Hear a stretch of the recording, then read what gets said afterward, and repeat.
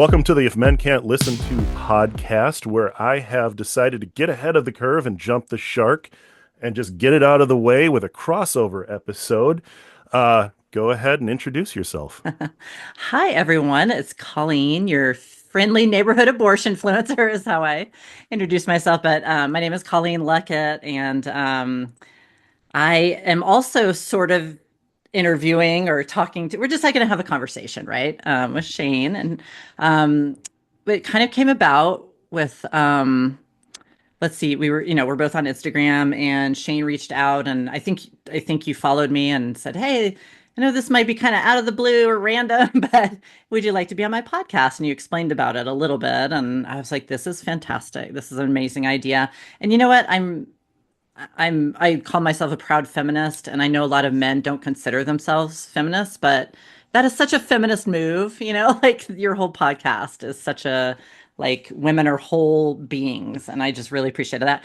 I'm going to shut up and just say this is Shane. If we have this Well, thank you. crossover. I was a very, I appreciate the introduction. I usually Yeah. don't get that.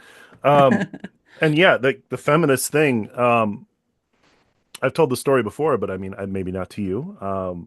I had two kids that were born female, and I went from being pretty strong, having pretty strong feelings about human rights to assessing all the things that were going to get in their way in them succeeding at life and having a whole and fulfilling life. And I think in that exact moment, I became a feminist. And I'd say in the last 6 months, it stepped me up to being a bit more of a militant feminist, and I will very, very proudly say that. Yay. Love it. And I'm going to do that until we no longer need to have that function. Right. Whenever that, I feel like I will not see that day before I die, but hey, maybe, Well, stranger things have happened, right? hey, and if we both do our best, it'll be a little bit closer to it. We'll do our diligence, indeed. Yes. Now I'm like, who goes first? Yes, that's the Should fun part. Yeah, it's sort of like two hosts in the same thing, and now we've got yeah. my cat distracting Ah, both of us. oh, yes. Um, Well, you yeah, can he show just me. Yeah, I would love to see the cat. I oh mean, yeah, he just went everyone, under the he's been in a mood today, so oh, don't everyone mind loves him. cat But videos. oh Oh, yeah, it's a black kitty. yeah, he's a I big one love. too. He's an old kitty. Oh, I want a cat. We had to give ours up. Unfortunately, she was a outdoor kitty. Did you adopt your cat or did you? Both of ours are feral. This one was a barn cat Oh, that amazing. had Okay. been abandoned by his mom, Oh, and someone impulsively grabbed him and then realized they had too many cats. yeah. And then the other one was Oh, full what a on the pretty cat cat. distribution system where she showed up as a kitten on our doorstep and Oh, was really cute, and it's we hard took to her in. resist. Yeah. Yes. Um, Yeah, ours was kind of semi-feral. She's really, really friendly, and she not to talk about her cats the whole time, but she was just really pretty. She was featured in some of my videos even, and I went on vacation and we were bonded. Like I was her number one human, and then Brian, my husband was second, I guess. But I went on vacation and she was really pissy the whole time I was gone. It was only 4 days. I came back and like the day after, she was happy to see me. Day after, she all out mauled me. Like a weird sound went off on my phone, and she was on my desk and just leaped for me and and I was scratched all up and down. I mean, she bit me, she scratched. Most bizarre thing I've ever seen. And I love cats. But anyway, so we had oh yeah, to. and even the most domesticated ones are not entirely domesticated. I was actually just looking because I'm like, mine claws me regularly. Like, Oh, yes. and she's getting better at it, but it's the kitten. She's like, you think the old big one is the tough one, but no, he's a marshmallow. The kitten, the kitten, the tiny little kitten is the Fer most gangster cat I have ever met. And ferocious. like, oh, and she's well, it's not like she's always ferocious, but Yeah. like she's just got some like I'm gonna stab you in her. Like I'll cut you. And Yep. she's like the cuddliest thing ever, but like you get on her bad side and then it's like, oh yeah, she was a feral cat.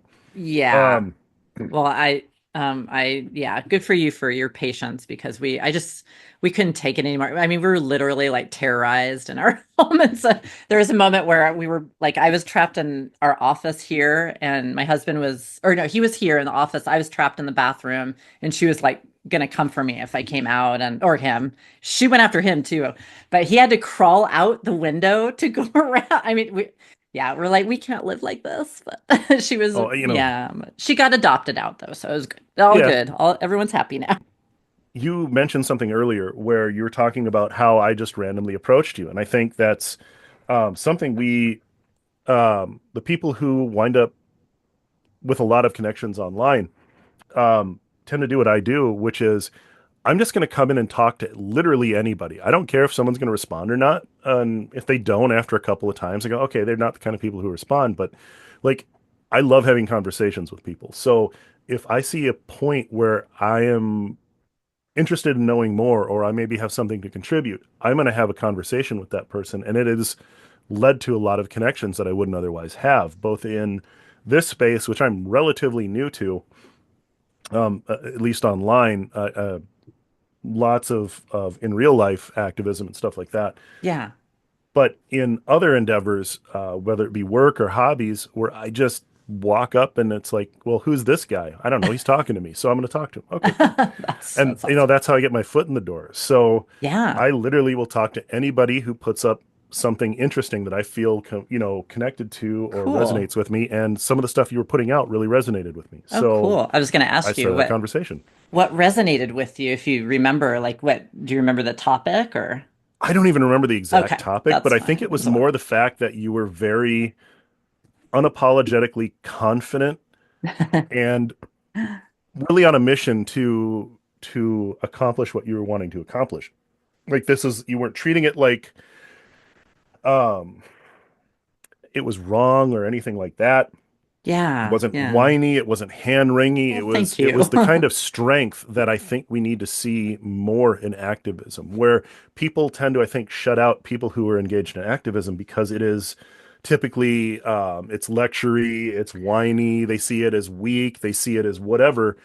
And what they are not met with is boldness and confidence and strength. And Hmm. that's the kind of thing that really, I think, we need to stop apologizing for trying to do the right thing. I think we need to just do the right thing and be confident about it. You could sell anything if you're confident enough. You don't even have to be right, as proven by pretty much everyone in the alt right. You don't have to know what the hell you're talking about. Yeah. You just have to be confident enough to sell it. But what happens if you're actually right Yeah. and what you're selling is empathy and kindness and understanding and actual real freedom, not government suppression? And that's why I feel like we need to be more bold. And I see you do that. And I'm like, all right, you've got my attention. Awesome. Well, thank you for that. It's been a journey, I guess like anything. I did not start out as like how do you say kind of with that purpose and what I wanted to do.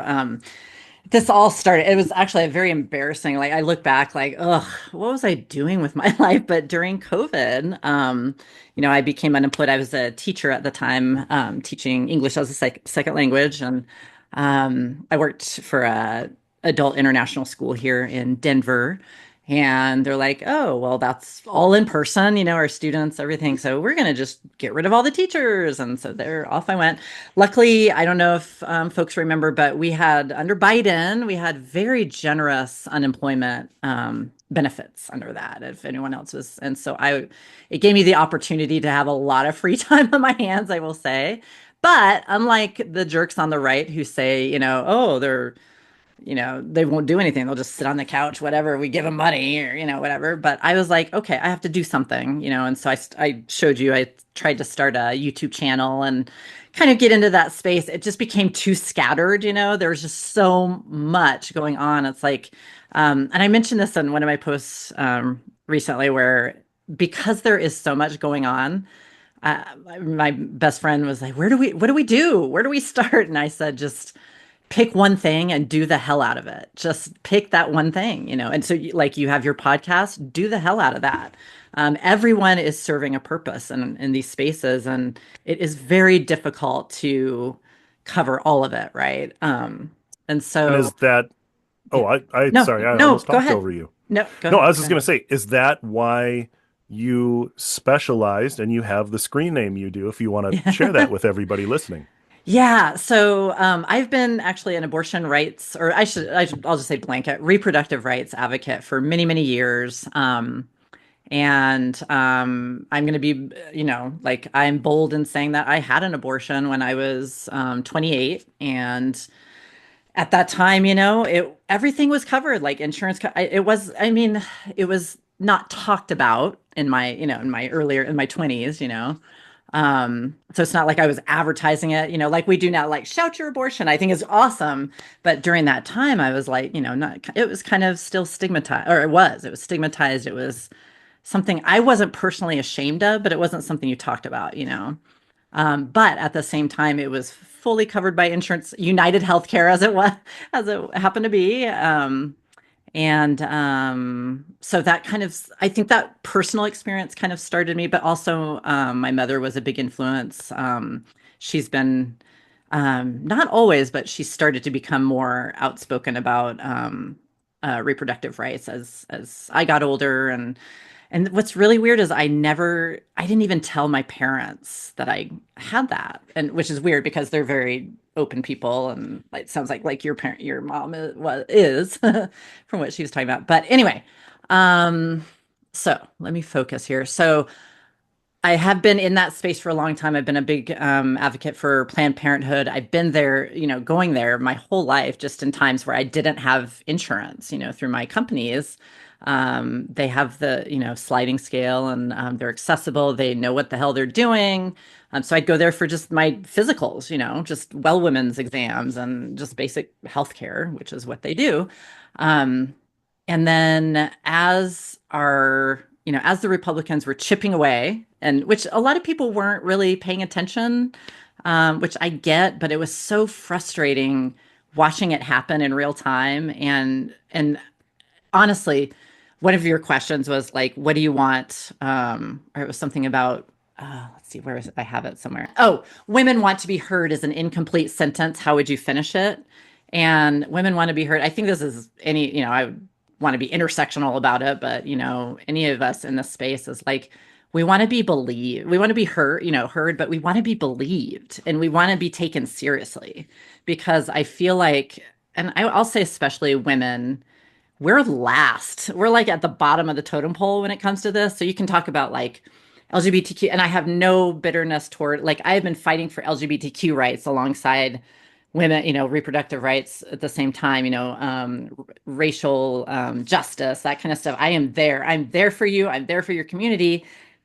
It was really hard to see it come back, and like, look where we are. We have completely lost our right to our, in red states, when people have lost their entire right to their bodily autonomy. And I don't know, I think so there's a lot to it. Oh my God, I could talk for hours about this. But through that time, as I said, as our rights were being chipped away at, I got more into that space, and it really became I don't know, it's almost an obsession for me, because I just feel like I had that opportunity in my 20s, and I want, like, everyone should have that fundamental right to their body, and not just reproductive rights, but everything. Like, it's fundamental to your rights. I mean, it's like, when you are born, you are inherently given those rights. And that's why before birth, you cannot equally give a fetus, or a zygote or embryo, whatever. You cannot give it rights without stripping them from the woman. So it's not equal. There's no,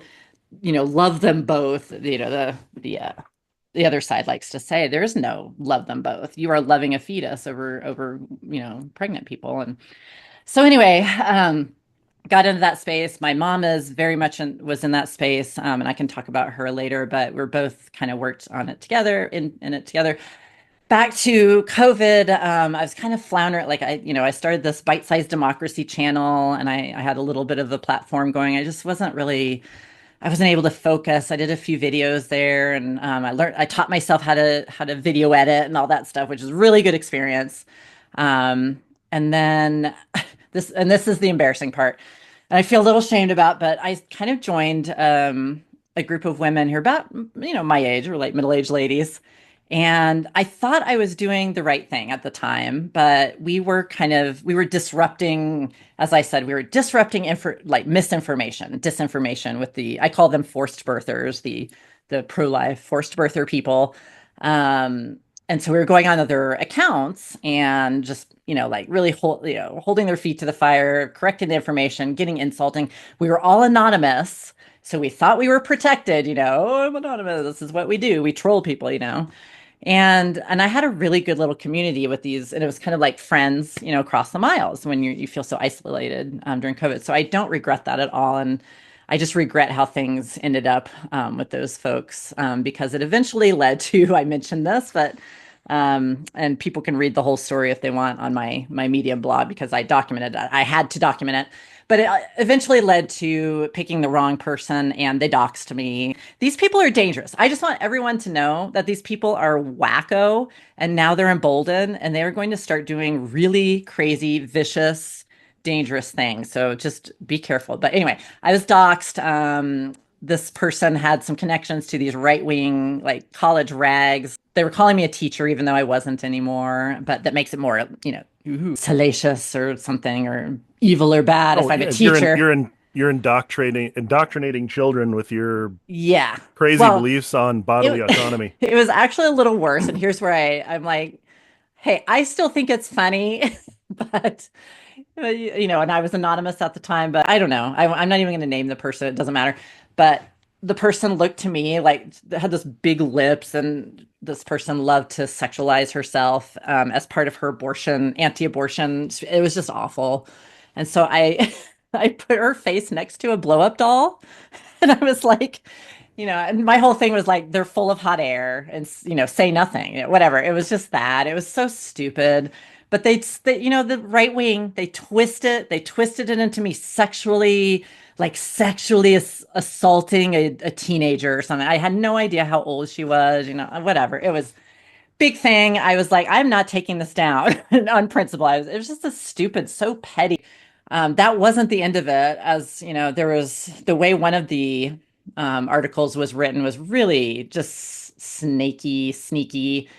She did this little literary trick where she said something about me, like Colleen Luckett, blah blah blah, and also like let's see, her name is Lydia something. She's big time Students for Life person and spokesperson, and it said something like she's been a target of Colleen's and she's also had rape threats. And like it connected me and had her tire slashed. So this weird literary trick where people were commenting on it saying, did she give you rape like Colleen? And I'm like, no, I did. Anyway, really they're clever and they're awful. And I just want like if that's my little warning, just be careful. Just be careful Oh when you're yeah, and online and make sure you're protected because oh my God, it was so gross. And then I was like, oh my God, they called my place of work, they're really trying to get me fired.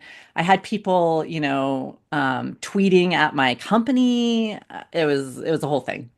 But I learned my lesson. I learned my lesson about privacy online. I learned about, yeah, safety online. I learned the hard way. So everyone listening, learn from me.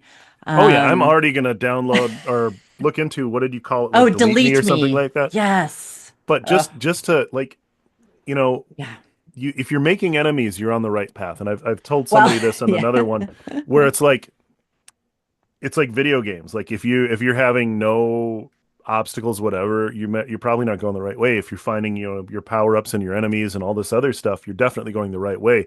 If you are trying to affect change, you're going to run into people who don't True. want that change and they want to maintain the system that's hurting people. So you Absolutely. are going to get them riled in a very, very severe way. And one of the things I keep hearing from multiple sources now is this concept of an extinction burst.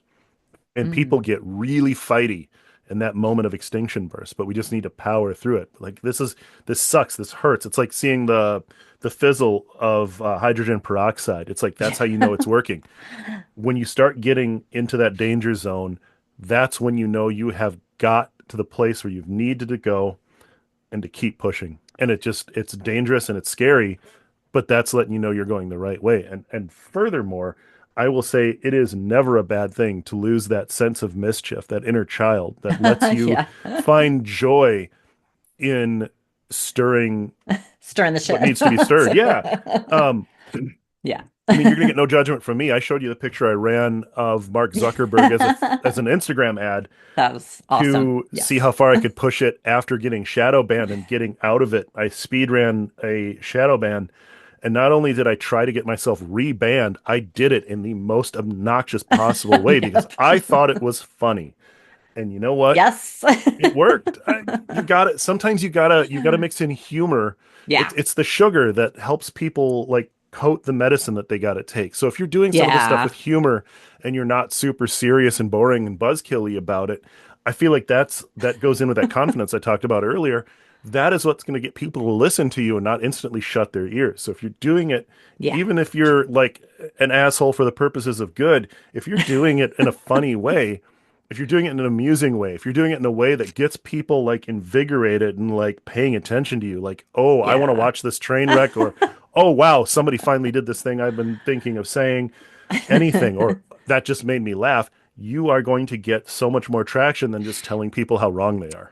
Well, yeah, and looking back, like when that kind of reminds me, like when I told my parents what was going on, because the dangerous side of that is that these people don't stop at you; they go after your family, and that's I'll come back to that.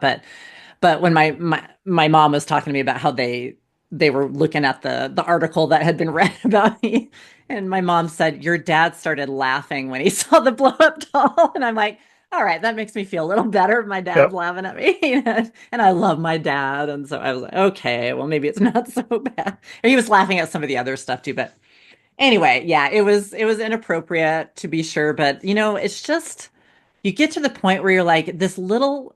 Can I cuss on on your show a little? You Or know, at this point in time, I'm just going to take, because the last guest okay. said shitty like twice. I'm going to just put the explicit marker on this because I have a feeling we're Oh, going to go to some pretty dark places in some of I'll these try not upcoming to. episodes. I'll say I jerk. I was gonna say asshole. You can say jerk as long as you say Jerk. fucking jerk. Oh, okay, cool. All right. Well, if I have that, okay, then it's We gonna just get need to make really sure you soften it that way. okay. We're All gonna. right, then This I'm whole thing gonna. is gonna be. This is not exactly gonna be a kids podcast. Like this Okay, is gonna good. All be a right. place where people can talk. Just want to make And sure. I've been around people who have survived, sexual assault, and there's things where I Yeah. don't ask those questions, but if they feel that I need to know something, if I need to hear something to help understand it, I'm never going to tell them that they can't tell me that. It's Yeah. Yeah. um, Exactly. which actually is going to segue into something I wrote down on my notes here.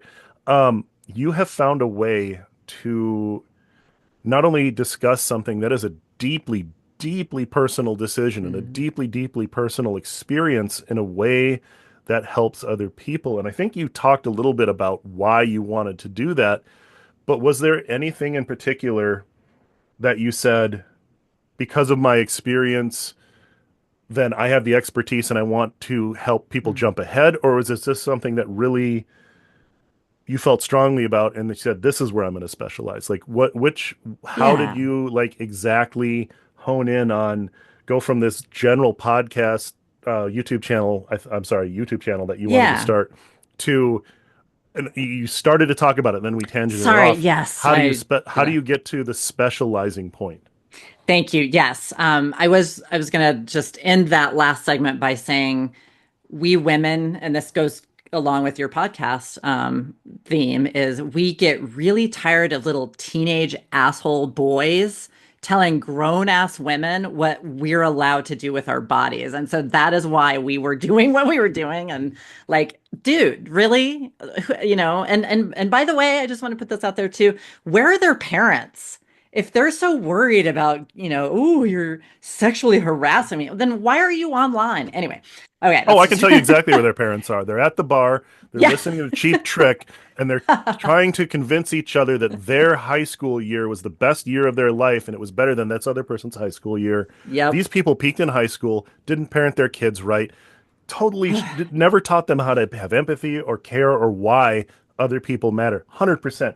I know Yeah. exactly where their parents are. Their parents are doing Yeah. some sad thing because their life is peaked, or they are sitting at home scared to go outside and they're judging the outside world for being so big and scary.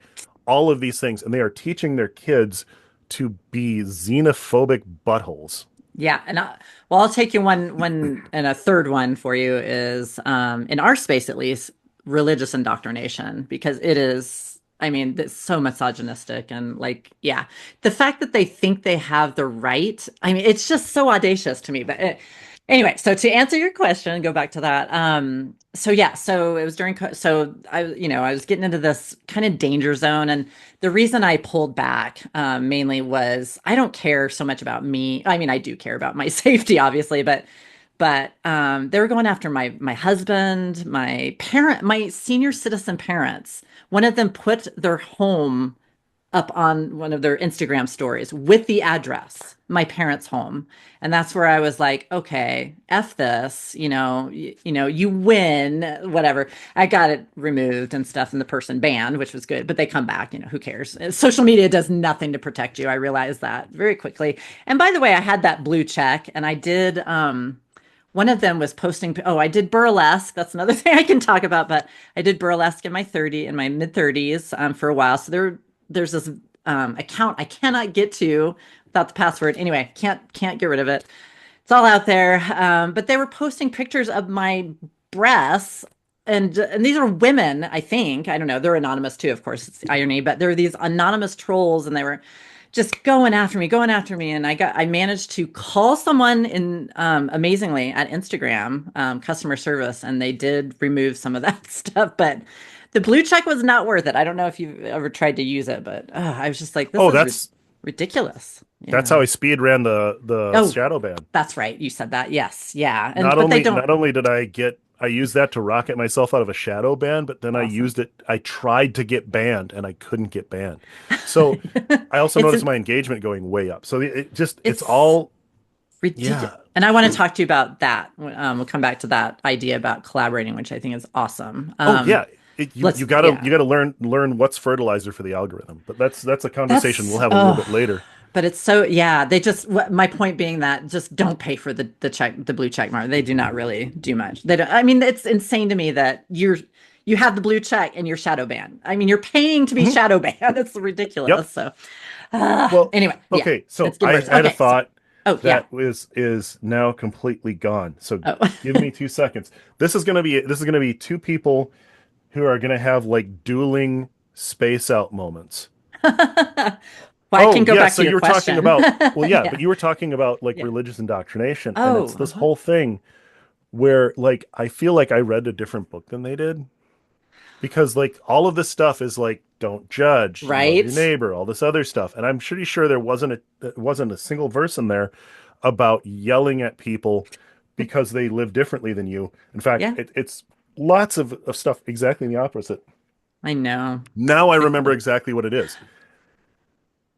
Women having any sort of sexual agency scares the shit Oh, out of so many yes. people and frustrates people are either scared of it or they're frustrated. And I covered this with my last guest, Brown, Yes. where people see someone living the life that they wish they could, or living openly in a way that they wish they could, or Hmm. living sexually liberated in a way that they wish they could. And because they can't do that, they want to bring that Yes. other person down 100%. and Yeah. tear them down. So they should feel bad about the fact that they just did that. But why? And there's so many this whole concept of slut shaming that is so prevalent in men.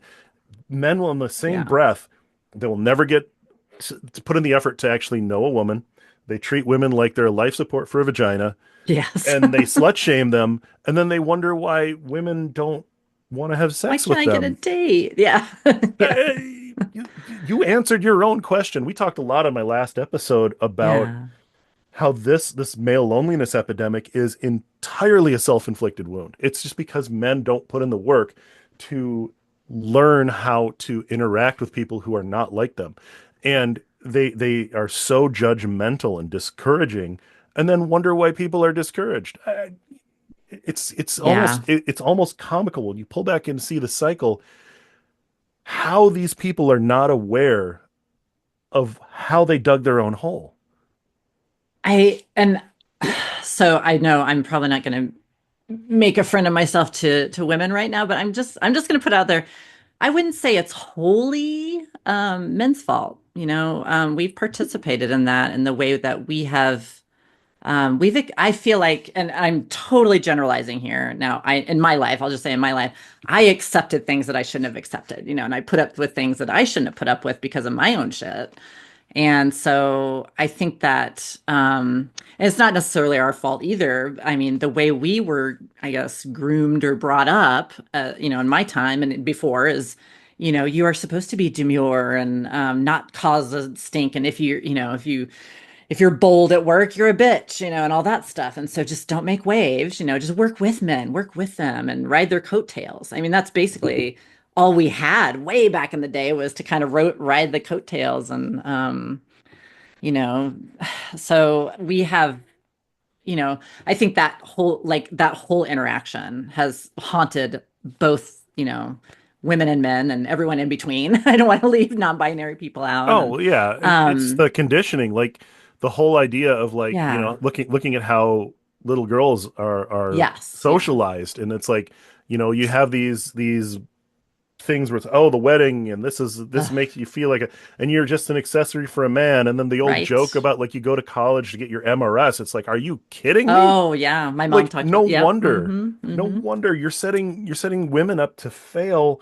because they're gonna be deep into their lives before they Right. realize that they put up and enabled so much bad behavior in men.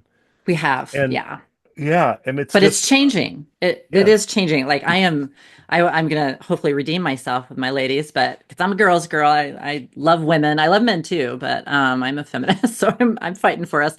But but yeah, I am so impressed by the younger generations of women, especially when they start coming for the abortion rights, like hardcore. Like again, I saw it like chipped away, and I was like starting to panic, and I'm like, okay, people, we really need to pay attention. But it just these girls at the time were too young, and by the time they were old enough to be affected, they're like, "Oh hell no, we're not putting up with the men anymore. We're not putting up with our rights being taken away. We're going to talk about it. We're going to destigmatize." And honestly, I don't call myself an expert, and I very much don't like to be the center. And so, like I told you, I will take any chance I can to elevate others. And so I give the younger generation of women huge credit for stuff I know, like the things that I do know, because they have been so amazingly open about everything, and I've learned to be more open. I still like,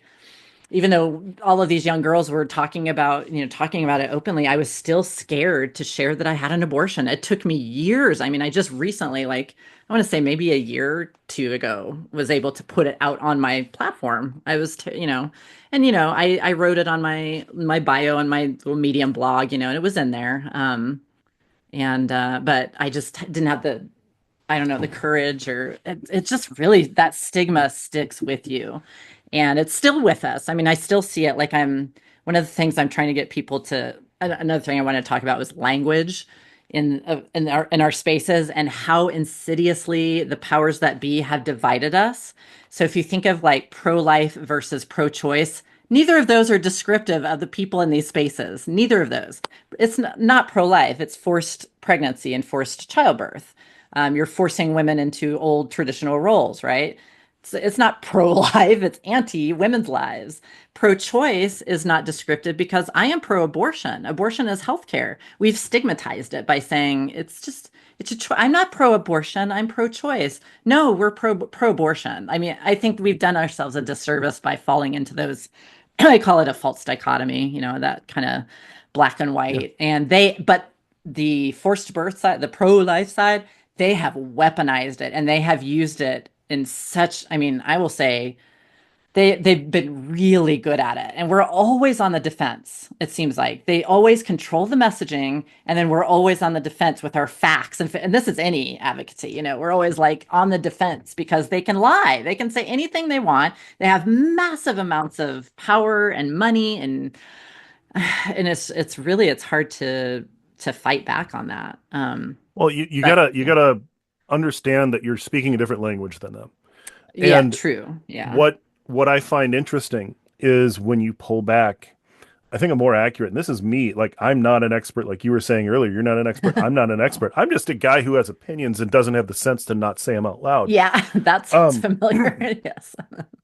I think the amount of people who are pulling up, like they've got a pickup truck, they've got pro-life, and they're coming to one of these demonstrations, and they've got their like lovely wads of meat dressed up as a fetus posters, and they're trying Oh to be God. horrifying and everything. Yes. But on that same pickup truck, they'll have like a "Don't tread on me," right?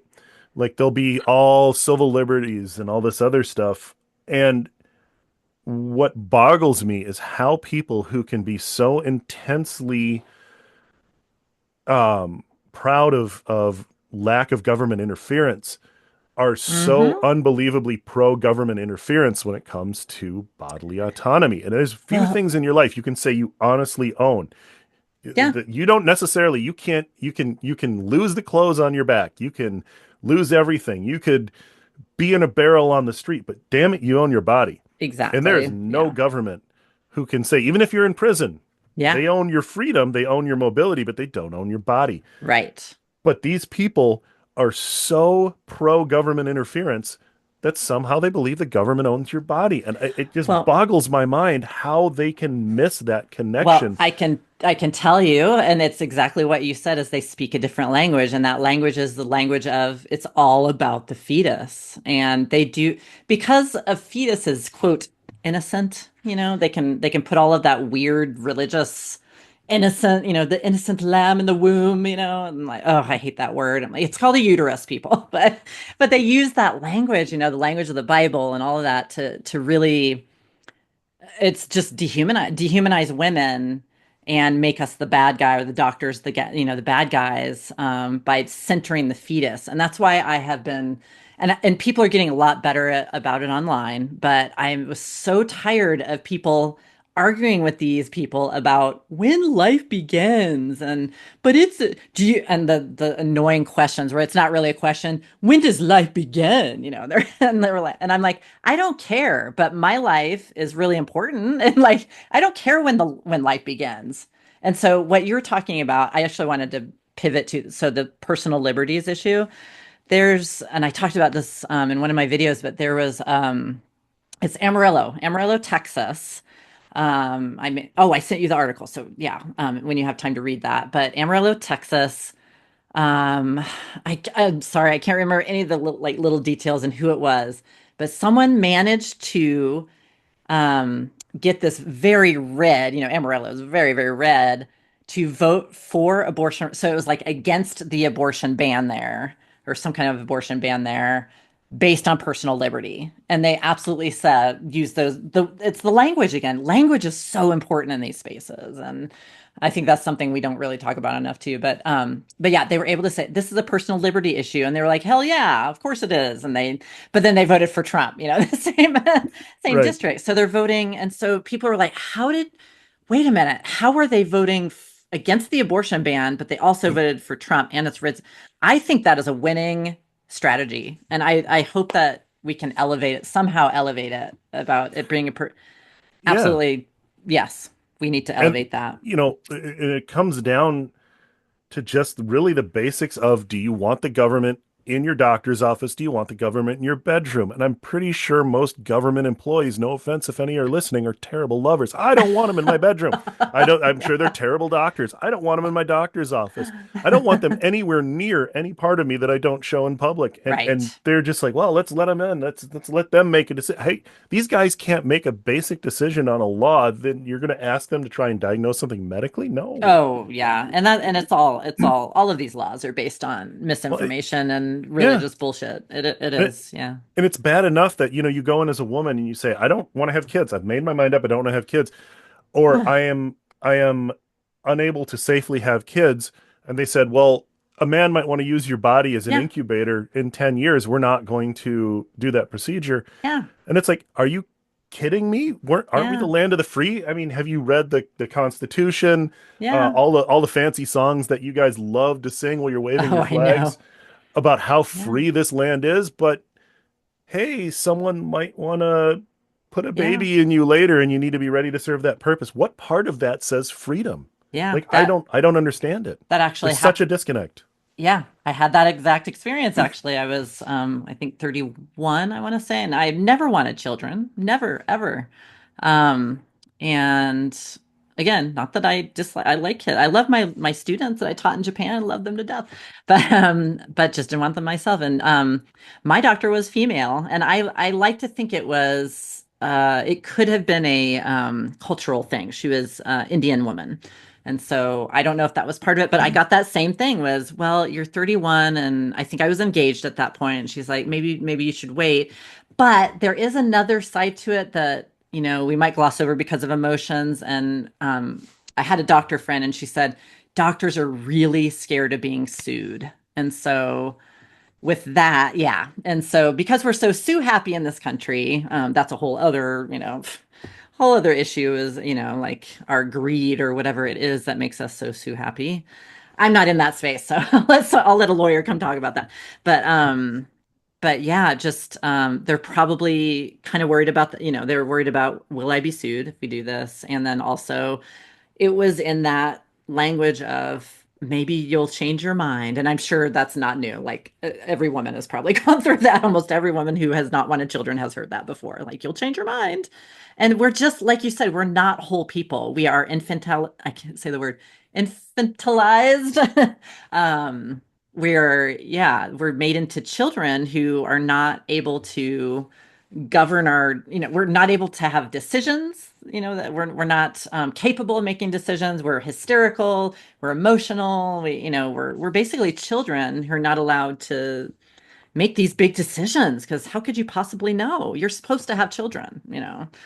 So yeah, it's very, I don't know, it's an odd thing. And then of course men, I have been okay, so I have an ex-husband, I have a current husband, both of them vasectomies. Go in, snip, you're done. Me Nothing. too. Yeah, okay. Yeah, and so no one questioned you, right? Where they were like, well, maybe you'll want more kids, or maybe well, maybe they do. I don't know. But neither of my husbands, had that experience. Just no questions asked. I mean, No, a little it was bit. in and out. I mean, they could have Yeah. damn near done it in a drive-through. Like this, Yeah, exactly. it was I wish they so fast would. and so easy. Like Yeah, thank and you. there was no like, are you sure? Are you sure? You sure? It's like, Yeah. There wasn't like two consultations and like given all this literature and mhm. you didn't have like a few consultations. Yeah. No, they literally asked me like, "Hey, you sure about this?" Like in a way like, Yeah. "Why are you doing this?" That Yeah. was the closest thing to saying like, "Hey, you might not want to do this." They said, "Hey, why are you doing this?" And I said, "Roe just got knocked down. I'm done. I'm Yay. Good for you. 45. I got two kids. I don't need more. I'm Yeah. good." Awesome. Good for you. Yes. Yeah, and my story is and again, I never wanted kids, but and I can't quite remember I can't remember my first husband. He's a good guy. No animosity there.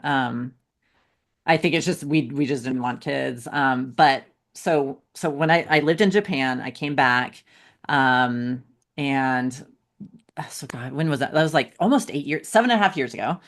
And we had started dating, and I was like, I'll just get an IUD, and I tried it, and and this is where like these men and these politicians, they have no idea they don't even know where the clitoris is, much less, excuse me, what happens to our bodies with different things. We're not a monolith. Like I went and got an IUD and it was the most painful thing I've ever felt in my life almost. And I was like, this doesn't work. I got to get it out. And so I was like literally almost doubled over for 3 days until I had my appointment. And so immediately my husband, he's a champ. He's like, I'm going to go get a vasectomy. That's ridiculous. You shouldn't be, there are good men in the world, ladies. I just want to say Shane's a good man. My husband's a wonderful man. There's still some good guys left.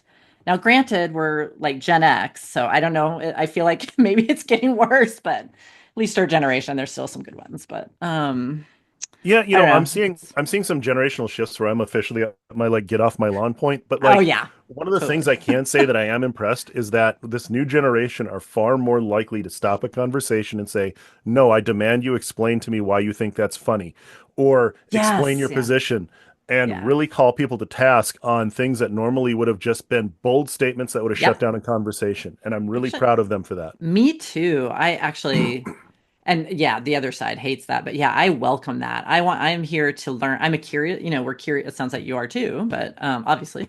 we're curious people, and the more we learn, the more empathetic we can be, and I'm not, I say this a lot, it's not original, but I am not free unless you're free, so I want to know, I want to know what, what you need from me to be free. And yeah, I just like I did this that direct action yesterday, and I felt so uncomfortable. People are like, "Oh, you did such a great job. Thank you." And I'm like, "It's not about me. Like your speech, oh, it's so good. It's not about me. It's about it's like Bernie, not me, us." Bernie Sanders. And I just get like I'm okay with the compliments, but it's also like in this space, I really that was a whole other thing we talked about today, or I get really frustrated about the like I'm a celebrity now. I'm a celebrity. I'm an influencer. I'm a celebrity. No, you're not. Get over yourself. If you're an activist, if you're in this space talking about politics, get over yourself. Like we're losing the battle. We need to join hands and forces. Like enough of this. So Yeah, anyway, and I, I I see very so many different oh, sorry, I just talked no, over you again. go I think ahead. there's a No, that was small it. delay. No, go ahead. Um, Yeah. there's so many different unique voices in this space, and Hmm. that's why I really like the group, the circle that I've sort of fallen into is because everyone seems to have a unique voice, and there's Yeah. very few people that just repeat.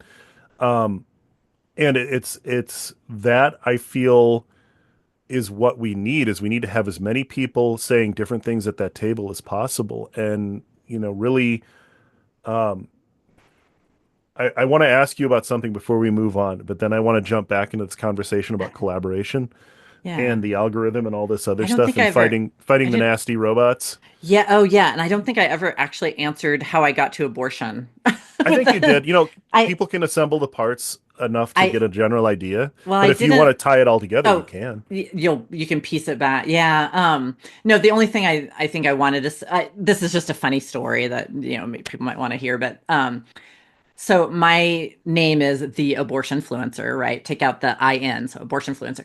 So there's a reason that came to be. I did actually not come up with that name.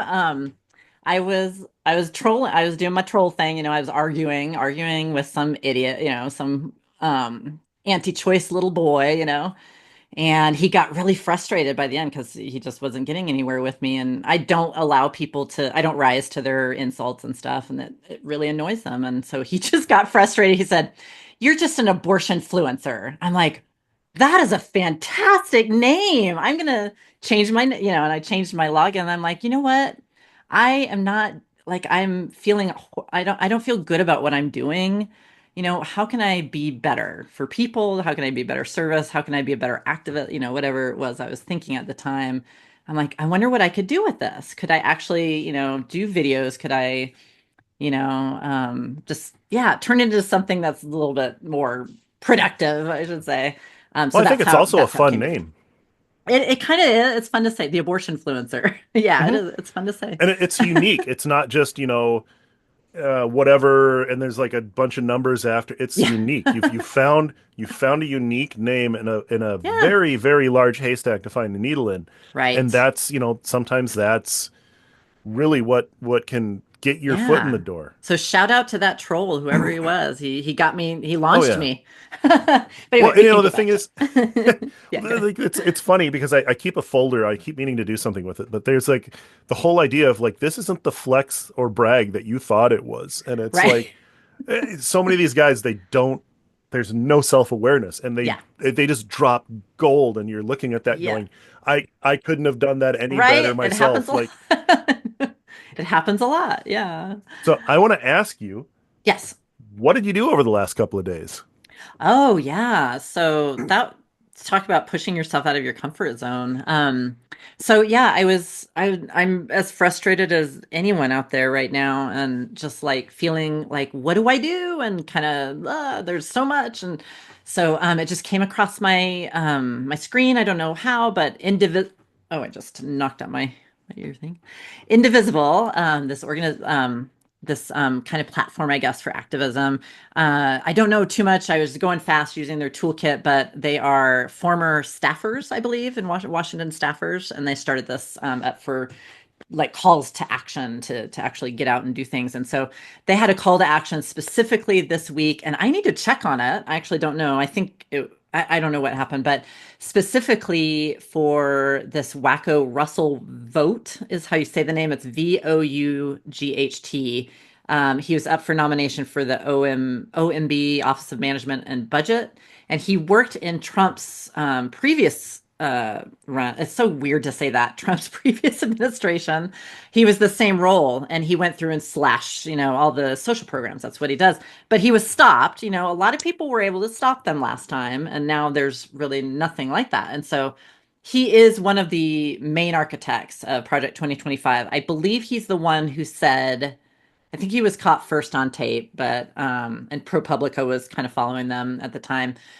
But he was the one caught saying that I think that they want to, quote, traumatize federal employees, like literally said it out loud. And that's what they're doing right now. They're doing what they said they're going to do.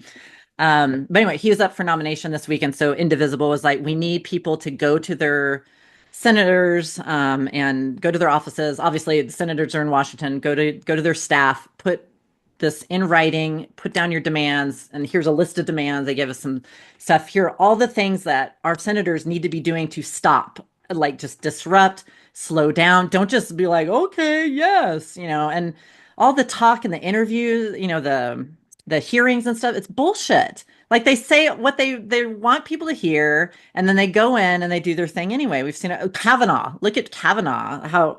How much all of those three judges, how much they lied about Roe v. Wade, and oh no, it's established law. It's we're constitutionalists, and then yeah, so it's bullshit, and we know it. So anyway, um, so I was like, okay, I'm gonna do it. And I was like, I'm just gonna do it. I'm not gonna think twice because I'll chicken out. And I use their tools. It's a great, again, indivisible.org. They have all of the toolkit basically right there. They had I think an advocacy toolkit, I think they called it. So they had all the talking points, everything. You go in and make your event and it just does everything automatically. So great tool. So I took a group, it was yesterday. They had the national, like they're calling it 50-51, which is like 50 states and 50 rallies in 50 states. We're all one, something like that. And we had a huge turnout in Denver. But in the morning, I took a group and there were like about 57 signups within a couple days. Only, I think about maybe 30 people showed up, which was awesome. And I could go through the whole thing, but you could probably just I'm going to try to summarize it Okay. on, I feel like you if yeah, you I've can just done shortcut it and say shortcut it. Yeah. go to your stories, go to your reels and Yes. stuff. Just You go. did a bunch of lives and it was really cool to watch. Oh, thank you. Yeah, there's a live there where I'm at the top of the Capitol steps and that was the other part of it was like, I've never done something like, I did speak at my graduation. I was not valedictorian, but we had a speech contest at my high school and I won one of the winners of the speech. So I gave a speech to like the football stadium one time, but that was years ago. I'm like, oh my God. And I'm like, I got to tell people what happened though. This is the whole point is that we're together and we're giving each other information and they need to know what happened at the senator's office. We all have our parts. Like they've been marching, they've been giving their amazing speeches and, being together. I've got it, and so I was like, I just felt like I was calling it I was telling my friends let's see, the holy rolling spirit of patron Saint Polly of protests came over me. And yeah, but anyway, and again, not me, just trying to get the message out and serve people the best way I can. It went really well and it was weird. I wasn't nervous when I got up there. I stood in line for about 40 minutes. They had an open mic thing. So I don't know what other cities did, but that was amazing because anyone, could there's some oddballs too, but anyone could, speak their truth, and that's what it's all about.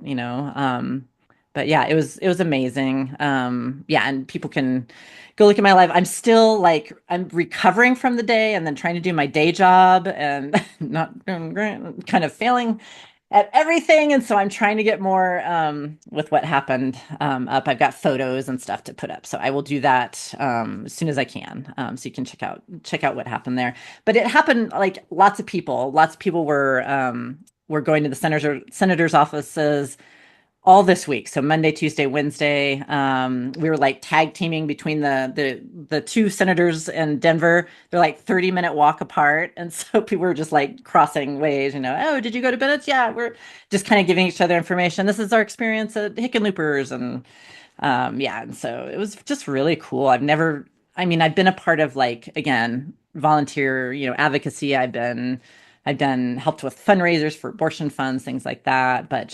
And I've been to marches and all kinds of things. I haven't felt that energy since maybe the 2017 Women's March, which was huge protests at the time against the first Trump administration. But yeah, a lot of energy, and it's still going. Like we have another rally planned for Saturday in Denver, or not we, but people here. Well, I mean, it's um, important yeah, to keep the let these pressure on. people, yeah, because if they think it's going to blow over and they can just wait it out, they're not going to do anything. So, like Yeah, this phone call thing, and I feel bad saying this, I have not made one of those phone calls yet because of a bunch of stuff that happened in my personal life, kind of taking up all my no time. worries. But We all have over the lives. next couple of days, I plan on making some phone calls, and I plan Good. on keeping it up until um, this is people understand in government that this isn't going to blow over. And Yeah, thankfully we've got. I'm in one of the most wonderful blue islands there is. I'm not really you a and me both. Democrat. Yeah, I'm not really a Democrat or Republican, but because I'm a Yeah, human being same. with a soul and empathy, I've really sided lately with the Democrats. Yeah. And we have walls here, and we have Klobuchar, and we have Omar, and Yeah. we have all of these wonderful Oh, I people love it. Yeah, that's right. I that love like Elon. Elon, I'm sorry, Ilhan Omar is. Oh, did you Ilhan. say? Yes, I'm sorry. you said. I thought I you said said it weird. Elon. I'm like, well, No. Oh okay, this is God, gonna. no. I'm listening. I said it weird. No, Ilhan. Yes. Ilhan. No. Yes, And the sorry. thing is my hearing's kind of shot, so I probably No, heard no. it wrong. I said it Um. weird. No. I'm like, all right, all right. Let's see where you're going with Oh this. God, no. God, no. Um. No, But no, no. yeah, I've got people who are fighting already for this, but I want to keep them invigorated. I want to keep them going. I want to let them know, hey, That's you need to do yeah. this. And But yeah, also like pace ourselves and like, hey, I can't do it. What That's the other thing that used to just drive me nuts, not so much anymore, but is like my friend group be like, oh, thank you, Colleen. Thank you. Thank you for doing this. Thank you for doing this thank you for speaking for it. I'm like, you could do this anytime. Like you could pick up the reins and do it yourself. And it's just like I get it. Like it's a lot, especially when you have a day job like we do. And like but I've had like these philosophical moments with myself over the last, couple of months. Like, am I doing this for the right reasons? Like, I just want to always check myself. Like, am I centering others? I don't want to make it about me. Am I doing this for the right? Am I like losing myself in this? In that, like, am I not facing things that I need to face? I'm just kind of like getting caught up in this and I don't know how to explain it, but like, just want to make sure I'm doing it for the right reasons, I guess, and yeah. serving people. And I think too, it's important to pace yourself in a way that allows you to keep going. And it's going to look different for everybody. Like Yeah. resistance is such a diverse bouquet. Like some people, it's just not letting this beat them down. Some people, it's just getting up every day and not feeling defeated. Some people, it's going to be full blown activism. Some people, it's going to be as simple as, hey, I have a place of privilege. I am going to use that Hmm. I'm going to cash in that privilege Yeah. on letting the people who are like me know that what's happening is not okay. And, I am literally Exactly. they're trying to build a world for me right now. All the wrong people are trying to build a world for me, a white male. Yeah. And I'm like, all right, well, you're going to build that world for me, and I'm going to serve you up on that platter a pile of being a pain in the ass and telling you why what you did is wrong. I don't care Yeah. if it benefits me. It's wrong. I don't want it. It's like if somebody like robbed I was about to say a bank, but banks aren't exactly the shining standard of clean money. But like, so, Yeah. let's say Right. somebody robbed a donation, and they're Yeah. like, Yeah. "Here, I'm going to give you $10,000 I robbed out of this Ugh, charity." yeah. I wouldn't take it. No, it's wrong to take that money. Pardon me, Yes. I'm getting over the flu. Um, Oh, I'm so I'm sorry. losing Yeah. my voice. So I'm normally not this squeaky. Anyways, No, you're so fine. they want to hand you this $10,000 and you say, well, this benefits you. Why? But it's wrong to take that. And it's Yeah. wrong to take the advantages of the privileges of the world that's being built for people like me right now because it takes Yeah. so much away from other people. I can't in good conscience take that. But I'm going to use that safety of that place of privilege to do things that people who are in the bullseye right now can't Yes. do. So I'm going to be Yeah, it's loud. important. I'm It's going to be important. obnoxious. That's And awesome. Yeah. even if and not to make this all about me, I'm actually going No, someplace with this. no, that's If people who look like me are the first people to speak up when someone runs their mouth and says something really unkind to people in a way that punches down, if it's on people yes. like me who are under that safety bubble of privilege Yeah, to yeah. shut it down right now, like immediately. And Yeah, that right there can be just as effective as going to a protest. It can be just as effective absolutely. and I'm not going to try and minimize the things, but Yeah. like, there was as much work done marching in the streets in the civil rights movement as people in small communities Hmm. saying, no, this isn't right anymore. It never was right, Yes. and we need to fix that. And there's no comparing directly saying, well, this outranks this and this has more merit than this Absolutely. because it is Yeah. such a diverse range of things that needs to happen for resistance and change and progress to be made. 100% agree on all of that. Yeah, like I said, everyone has their role, and it just kind of reminded me of this. Kind of had a tense conversation with one of the activists at my in my group, and she was very headstrong, and she was talking about environmental issues. And again, great. I was like reproductive, right? She's environmental. We had a non-binary person talking about their truth and their experience, and made my husband tear up. It was just really, it's horrible the way they're being, targeted right now and how they feel. Yes. Yeah, but what was I going to say with that? So we we're walking to, the next senator's office, and I don't know, she just got a little know-it-all-y kind of, and it's fine, but she's very in the Democrat DNC lane, I should say. And I'm like you. I'm at this point, I'm an independent. I don't feel like I don't belong to either party. I don't like the label, and I don't like what the Democrats are doing anyway.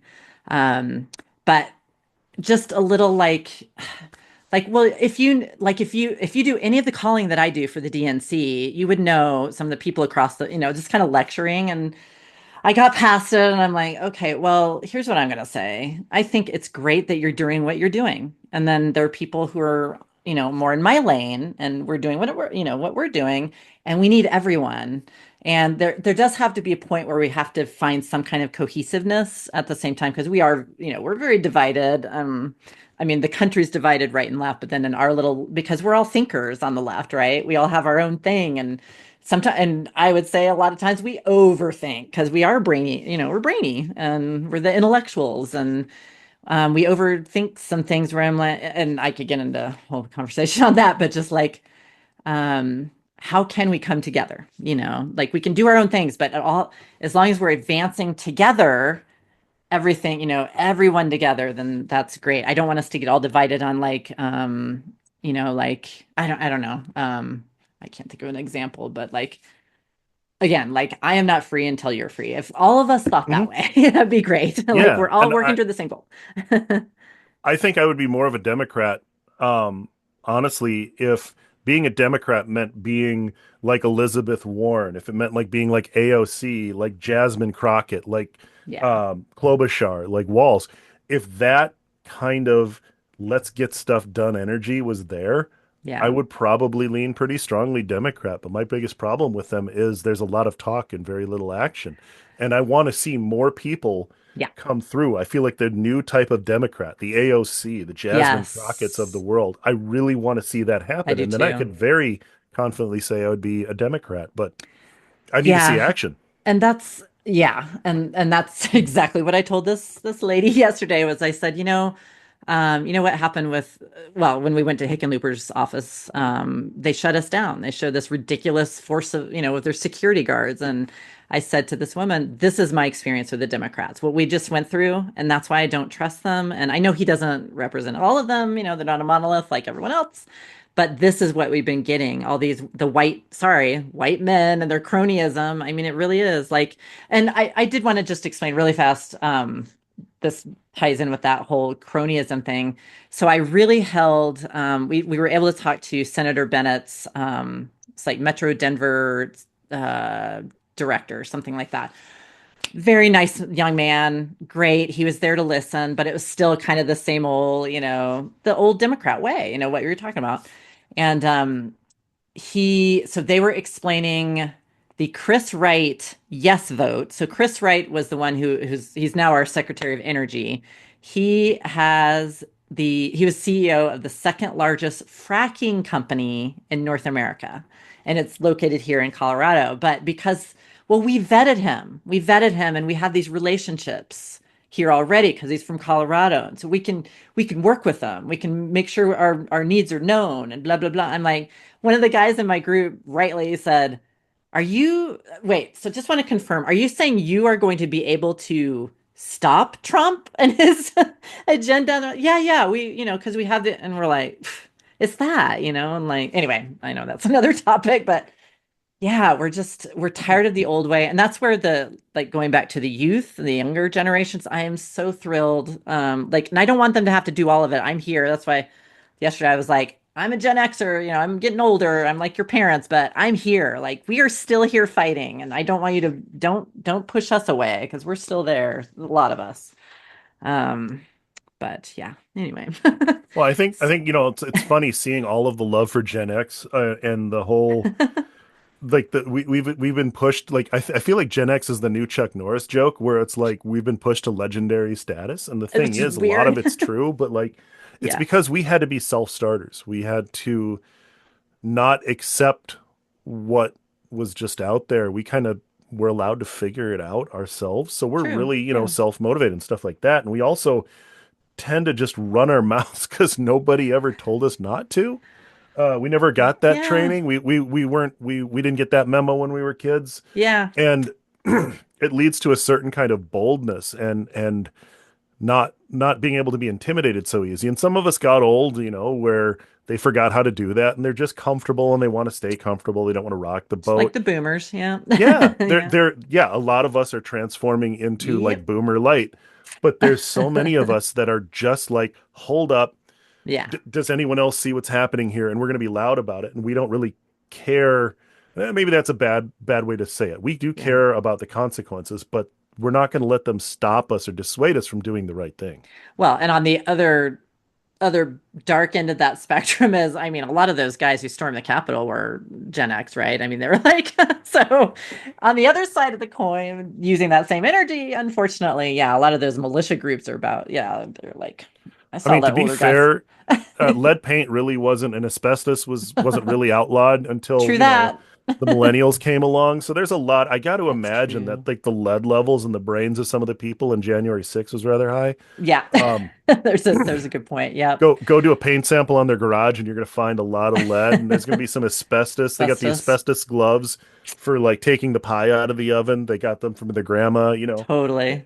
That's I what's feel like there's a high overlap there. That's what's wrong with me. Yeah. We had a late start in high school because they were getting rid of the asbestos at our school on the ceiling. Yay. Right, No. and those guys that stored the Capitol breathed in a little too deep that Too day. much. Yeah, they were the ones taking it out of the ceiling. Yeah, I got it. I got Right, it. right. They were making snowballs and throwing it at each other. Yes. Hilarious. Ugh.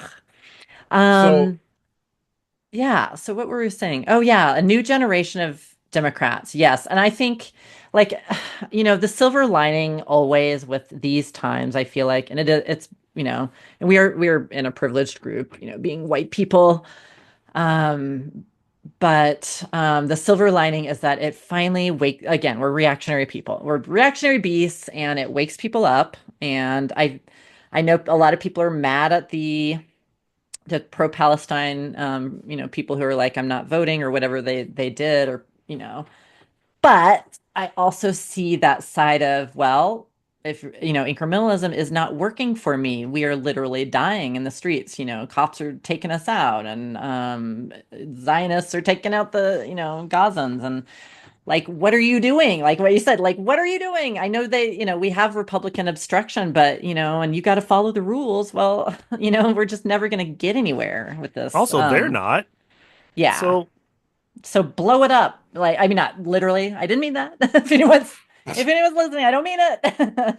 I yes, mean, explode the conversation, not the. yeah, but just like it lit a fire. Look at these protests. I mean, and I've done a lot of protests, and it doesn't do a lot, to be honest. But enforce and repetitively, like if you keep up, like you said, keep at it and keep at it. I have seen it. We have seen it change. The federal just what was that last week? It's going so fast. The federal freeze or whatever, like he stopped. It was the funding freeze. That was it. He reversed that because of the outcry and the outrage. So it does work if you're just sitting around letting them do it. Mhm. Oh yeah, I feel um like they're a toddler poking at things to see what they're going to get yelled yes. at for. And that's what they did the first time, right? And there were more checks and balances then, but Hmm. yeah, that's what they did the last time. And also just like it's just to terrorize people and scare people and have us completely distracted, like you said, while they, pick the money out of our back pockets. And boy, Yeah, that's a whole it's other bully issue. tactics. Yeah, oh, absolutely. Yeah, exactly. Yeah. Just terrorize. They're doing exactly what they said they were going to do. And But and go ahead. Yeah. no, you go ahead. Oh no, I was I going was to just actually segue into something, so finish what you were going to say. Oh yeah, I was just yeah, kind of I was too, but yeah, just to back to reproductive rights, here we are, and I was gonna say something about men in those spaces, but oh yeah, this is kind of random. It's a tangent, but Tangents are what great. We love tangents. so one thing I would say for men, that was I want to listen, and this is my experience, but we'll see very, very well-meaning men online arguing for abortion rights, reproductive rights, and that's awesome. But I feel like this is how like a black woman probably feels about me, like like we're standing up for people, but also when do you pull back and be like, because I love, like, I'll come on the thread and like these men are yelling at each other, and they they're talking over me. And I'm like, hey, I'm the woman with the reproductive organs being attacked, So there's like this fine line of like, when do you pull in, like, well, it's great that you're advocating for me, but also could you like pull us into the conversation? And so, but I want to do that also for people who are not like me, so like people Asian people or black people or, whatever, LGBTQ people. And like, I don't want to speak for people too. So I don't know if I'm being articulate about that, but Oh, very. um, Actually, it makes me want to ask a question. okay. Yeah, sure. Yeah. And this is going to be started with how this podcast came about was that I got very, let's just say, agitated, and I was ready to go look for people that were bold enough to say the whole "your body, my choice" thing, and give them a Yep. recommendation for a good dentist. We'll put it that way. But then I asked what I had a moment where I stopped and I said, I'm going to ask women in this case, because it was a very specific thing I was upset about. I'm going to ask women what I can do to help. Yeah. And resoundingly, I heard, not that. Yeah. Um, Yes. and I think that's a question I check in on a lot, where I'll ask, if I do get involved in something, I will ask, how can I help? I'm here. What do you need me to do? And I think from my perspective, that's help, but I want to hear what your perspective is on that. What do you feel? Is there any universal thing a man can do to help when he wants to help in that situation? Or is it better to just show up and say, hey, what can I do to help after making You that know, first intervention? I think you're onto something, and it's weird. All these things are interconnected and connecting, and strangely, synchronicity is the word I'm looking for. But I was just talking to another, she's a legal analyst, which, by the way, I'm going to recommend that you talk to her as well. She's awesome. You've probably seen her, but Absolutely. um, we were talking about with like black women specifically, like and again, they're like talk about women are on the like the bottom of the totem pole. Black women are at the very bottom. Like if you want to go on, and it is awful. And so we want to, like you said, how can we be the most helpful? And my friend was saying, with my friends who, friends of color, so they're saying they don't really want us in their spaces like sticking up for them. They want, and you mentioned this earlier, they want us talking to our own and trying to convince like the religious weirdos, they're lost. I'm not talking about them. But like there are some Republican women who genuinely thought that states' rights meant something. Which by the way, that's still regulating someone else's, personal medical appointments, but they really thought that Trump was not going to overturn or sorry, do a national ban. They're like, no, he's not going to. He said he's not going to sign a national ban. Right? I know you're. He said a lot of He said, things that he has but they no are intention of doing. right. But they don't. I don't know what it is. If it's just. I honestly like they're in their bubbles. They don't have enough information. They have wrong information. Whatever it is, they believe that. And so there are those women who I feel like right now are like lost. And so I think it's my duty. So I'm getting to your, but yeah, my duty is to try to find those women and reach them instead of being like a lot of people I've seen online or in activist spaces, F you, you voted for Trump, Republican, you're a piece of shit. I don't want to talk, they're just alienating people. And I'm like, you know what? If we're going to win against fascism, we have to find these people and change their minds. Like we can change those people's minds and we can get Some them of on our them. side. Yeah, but not the like the racist religious piece of shits, on the right. We can't do that. But yeah, there are plenty. There's a huge population and there's a huge population of people who are just not even engaged politically. Like it shocks me because we're so engaged, but there are young women who didn't even know Roe v. Wade had been overturned like months after. And I'm like, oh my God, so there are people that are not being reached, and so I'm going to try to do that and reach those white women because it's my own who might be swayed, and they're out there. So for you to answer your question, I put a little call out at New Year's that I would love for men to, and I know this is hard, so I trust me, I know, call out your brother, your cousin, your friend who is making misogynist jokes, making hateful comments about women. And yeah, hey, it's just a joke. It's not, though, because it perpetuates misogyny. And that's something I'm kind of trying to shift toward when I do my YouTube channel is I want to do I want to do a series, the history of misogyny. And I started with one with Mesopotamian laws. And like, if you had a miscarriage back then, or if had an herbal miscarriage or whatever, you would be put to death by like the highest crime of treason against your king in Mesopotamia. So we're talking about ingrained, institutionalized misogyny for thousands of years. And Hmm. so to like we think we're going to get past that, and like like people are shocked that America is like that. No, we've been like this it's never gone away, just like racism didn't go away in the country. And so I would love for men to change the culture by like one-on-one. No, you don't get to say that anymore. And I know this is uncomfortable. Don't be a jerk. Try not to be a jerk about it. It's just like, dude, I don't think it's funny anymore, and we need to stop doing that. That would be amazing. Like just that one thing. I have done that, and I've seen Yeah, some very it's shocked great. looks on their face, and especially it comes with a privilege. I'm rather tall and rather large with a deep voice. Um, I can make people reconsider their thought process fairly quickly, and it's Nice. another thing where I come from a place of privilege, and I fully recognize that privilege, and I didn't really used to use that privilege, but now I've got a good reason to use it, so I'm going to use it. I've sharply cut people off before, and they don't really tend to bark back at me, and Just kind it's of wakes them nice. up. Yeah.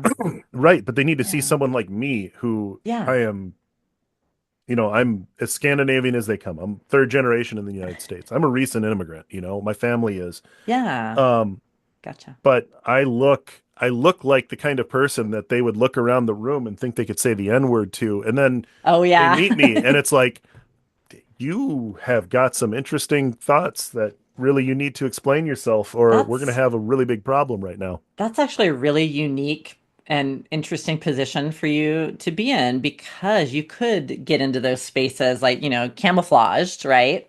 Hmm. And then change it from the inside, kind of thing. Well, Yeah.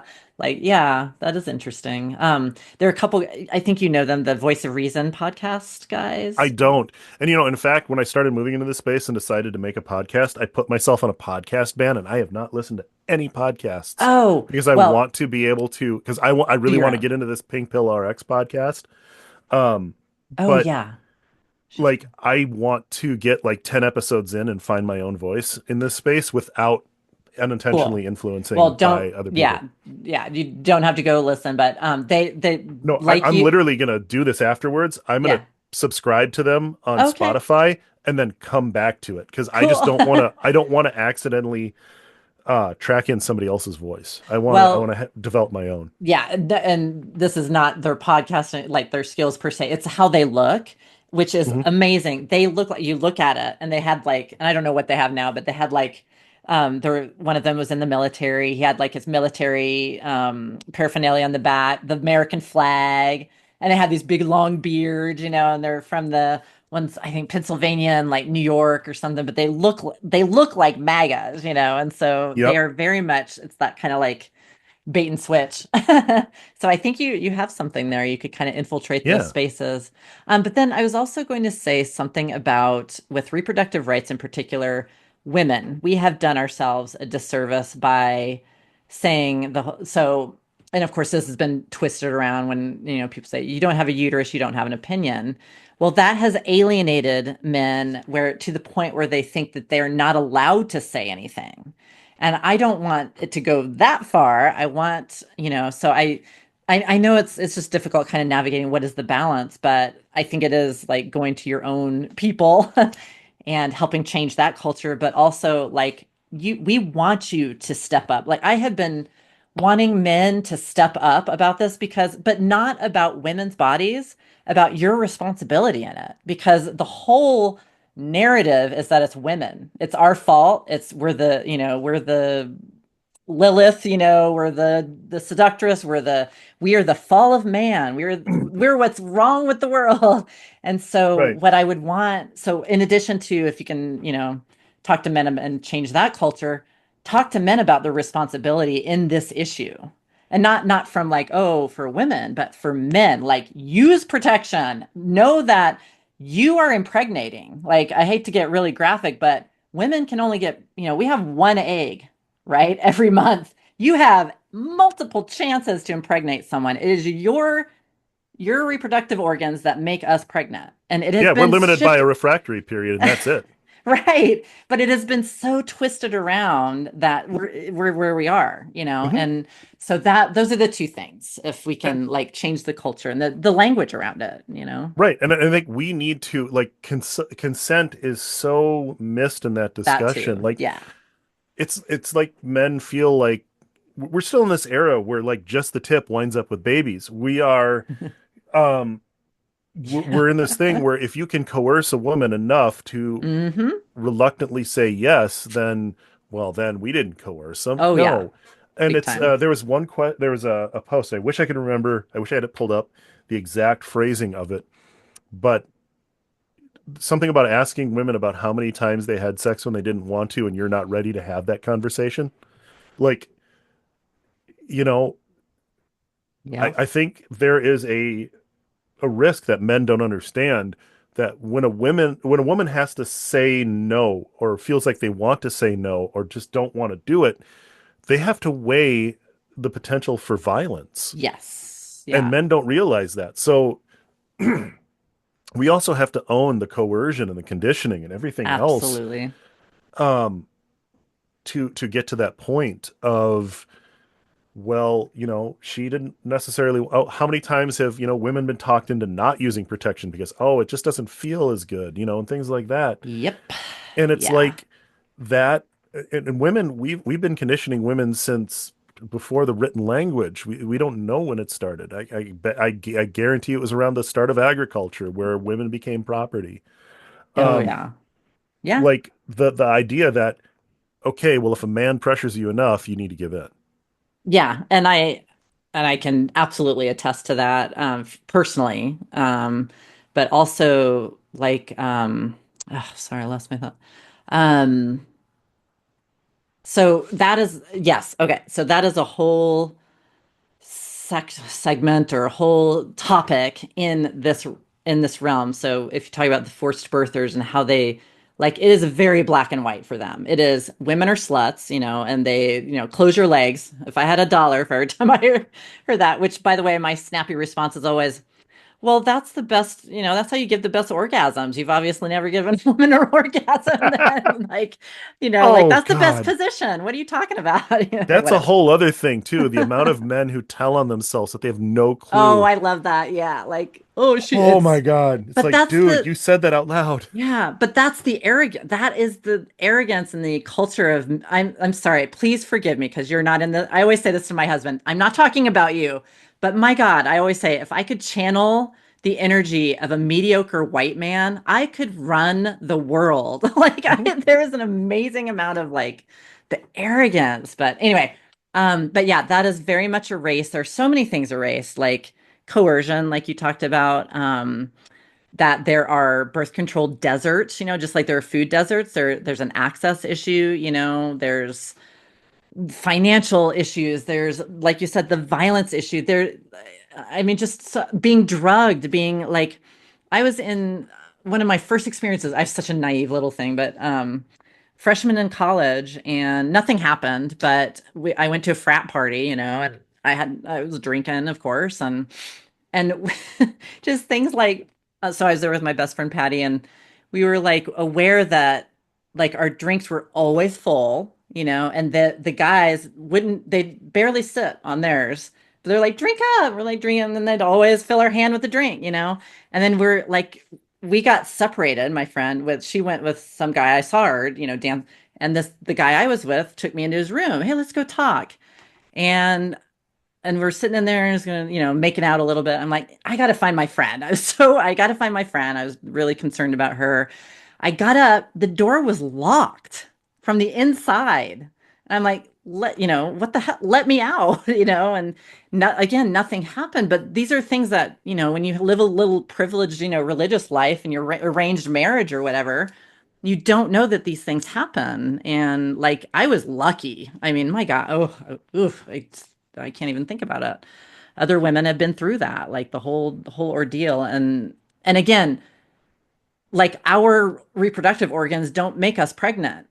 We can't spontaneously, as much as they love Mary, we can't, spontaneously have a child, right? It takes a man. And I love where they're like, well, it takes two. Yeah, sure, but but men are I mean, overwhelmingly the ones that assault and rape, and sorry, I shouldn't say that word, but it's the Oh no, it word. needs to be said.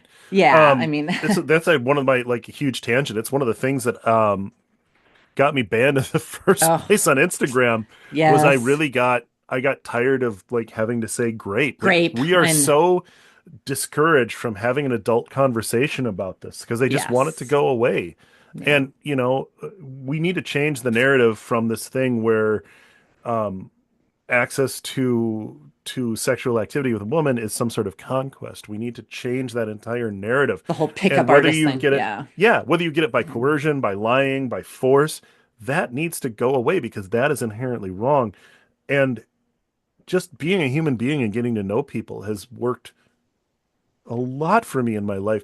And like Good. Yeah. just try it. You know what you're saying you're not having so much luck with relationships or finding people, but they do the same crap every time. It's the same script they follow, and it's the script of conquest, and it's so counterproductive.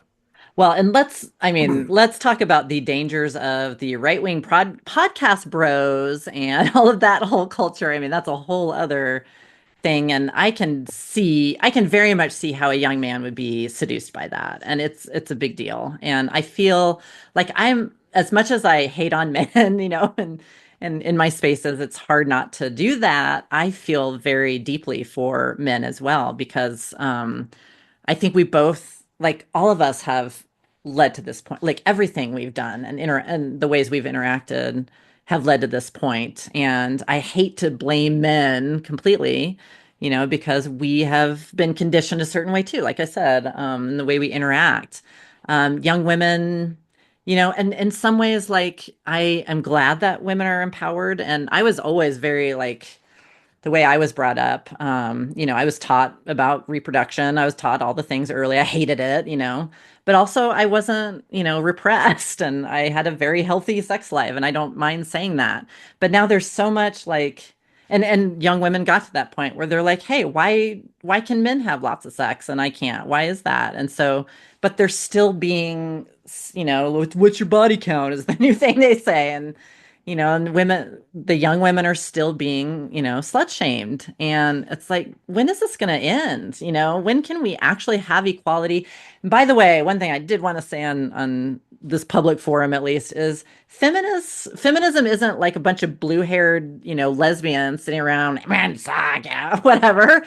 It's people who believe women, like you said, are whole human beings who deserve to be equally protected under the law. That's it. That's what feminism is. It's not, and so I hate like the forced birth, the shysters, as I call them, the grifters, like Kristen Mercer Hawkins of Students for Life. And she's a GOP operative. They're all operatives. They're fundraising mechanisms of the GOP. I hope people get to understand that, but they don't give a shit about their message, honestly. But she'll be railing against feminists, these women, just railing, using it as a wedge point, with feminists and their abortion. That's not, it's just, it's all the messaging. They've won the messaging war, and we've got to figure Mhm. out how to get together on our messaging and just be more like, just realize what they're doing and not play their games. Yeah, let's talk about the collaboration stuff we were just about to talk to, but Yes, I want good to, transition. do you have a moment for a mind-blowing metaphor? Absolutely, always. Um, Financial seminars. These people who are setting up these financial seminars are not going to give you the best secrets in order for you to get actually wealthy on the stock market. They're going to Hmm. give you just enough information to have you feed the system. They're basically building an army of obedient suckers who are going to go out and feed money into the system and not necessarily win all that much. If these guys were good at it, they wouldn't be wasting their time teaching you. There's a reason they're teaching you this stuff. Now, when it comes down to giving these impressionable guys dating advice, Yeah, this really works out twofold. You're creating a bunch of obedient people who are going to listen to you, but you're also normalizing this terrible behavior to the point where women go, well, maybe that's just what men are like. And that's kind of the point. They're going to send out all these guys. This is not going to work for them, yeah, but they're going to be so awful that it's going to ruin their chances with women. But it's also going to normalize that these other guys who maybe have, they can flash around whatever and try and be super confident and everything. And maybe they're less obnoxious a little bit than the other guys that they've told yeah, what to go do. But it just normalizes awfulness and to a point where it lets awfulness fly because that's what's out there. And these guys really got to think, these impressionable young men have got to think, is this really good advice I'm getting, or is this meant to keep me locked in this yeah, position I'm in? exactly. Yeah, no, I'm with you. And yeah, it's so, yeah. And again, I don't want to go off on this topic, but it's so bizarre to me that and I don't know how, like, what's the word? I don't know if this is an outlier. That's the word. But I've seen the whole, like, if you're dating a woman, you're gay. Like, it's gotten that, like you're effeminate, or I don't know, something like Right. if you're even dating a woman, you're gay. Like, wait, what? Just doesn't make Oh, sense. yeah. But I I don't know mean, if that's an I don't know if, outlier, but no, I mean, I don't know if you've listened to my second episode yet, but we really dive into that whole I thing. start, yeah, I started. I'm gonna finish because yeah, she was Yeah. awesome. She was really Oh, cool. yeah. But we Yeah, really got into the idea of competitive masculinity and how it's yeah. this constant. I'm not going to get into it too much, but yeah, take a listen to that. I would love to. Um, Yeah, I will. I will for sure. But it's yeah, this go ahead. ridiculous level of it's an unwinnable race, but it keeps you focused on this target that they've told you to focus on. And I really think it goes back to way at the beginning. I think you were talking about empathy, and like if we could just learn to teach empathy somehow. I don't know how to do it, but maybe this is it. Maybe it's your podcast. It's like it's talking and getting to know people on a more Hmm. personal level. Because I had all these trolls who, this is a, and we don't have too much time left, and I want to get back to your collab, but there are these trolls who found those articles about me, and they made up an entire narrative about me, thinking I was all of these anonymous accounts that I wasn't. It's a weird story. It's very weird. I was a whole like I was right, I don't know. I was like in a motorcycle gang and I sexually assaulted my cat and I was supposed to be in jail, but I mean it like and I can't even I have all the screenshots and at some point I'll do something with it. I don't know what I'm going to do with it, but it is insane. And I'm like I couldn't tell it and I think this is real. These are people who are in the forced to birth world and they love these fantasies. And I don't know if it's an obsession with like they actually want to be us and be free, like we talked about. And I don't know. Um, but I was It's a like little bit this, of that and a little bit of the inability to understand complexity and nuance. yeah, right. And the lack of empathy, like I said. And so I was just this it was weird. It was so weird. I was like this whole thing that I don't even know how to explain it. It was like, oh, there's a great book, by the way. Naomi Klein, not Wolf, Naomi Klein. Make sure you guys look up Naomi Klein. She did a book amazing during COVID. It was about losing your identity because she was mistaken for this woman, Naomi Wolf, who used to be a liberal and like an author. But then she went down the COVID anti-vax wormhole, and just went crazy. And she was being mistaken for that person. And a lot of that was happening during that time where just there was all this online weirdness during COVID and stuff. Anyway, totally, I was just this person. I had nothing to do with what they were making up, and there's just no empathy. And I feel like if they actually listened to this, with you, they might be like, Hmm. "Oh, she's a real person." Like, I may not Yes, agree with her, but she has a life, and that's she's. literally the whole point of this is to And I love it. humanize. I love it. Yeah. Um, so we were talking about collaboration, and I Yes. kind of went off on a rant. I'm driving back from getting some lunch, and it burned me the whole way there. And I think we were talking something about the idea that there's this method. I'm not going to waste too much time getting it. There's a method in getting people out of shadow bans, and it Hmm. involves really just aggressively pumping up engagement. Yes. And it works on a small scale. I've had it work for me many times because I run my mouth and I know how to get out of jail. Um, but the problem is that when I have a couple hundred followers, like on my other account, it worked because the engagement was high. But I'm looking at these. I try to get the same thing going with I think 3 or 4 different people who had gotten stuck in a shadow ban, Yeah. Yeah. and like 5 people maybe stepped up to help. And Ugh. it takes like 10, 20 people on the small end to get this going. How did it not wind up with hundreds or thousands of people trying to get them out? And that's where that kind of thing would happen. And it I just can. really struck me that everything is all. Oh, I'm sorry. You want to go ahead Oh and say no, something? I didn't mean to interrupt you, but I can just tell you from my experience, and I wanted to apologize. I'm one of those people who didn't step up because you did send me a couple of those. I was so swamped. I couldn't. It was this week when I Hmm. was organizing, and so that could be part of it. Just people are busy and inundated with all kinds of stuff. But I will definitely help. Yeah, you're keep going though. Oh, Yeah, keep going. it doesn't matter if it's a Yeah, big or small account. It's just that people are talking about it. It could be somebody yeah, with 2 followers and a yeah, couple of connections. If so many people start, there's multipliers you can use for engagement, and all it would take is a couple hundred people doing this. And I would love to see it's great. this Yeah. test run. And I've yet to have people engage enough to see if this works on a larger scale. But I would love to see what happens Mm. if an account that maybe has 60,000 followers, if 1,000 of those 60,000 followers jumped in and did this setup, I bet you it would just rocket them straight out of the shadow ban.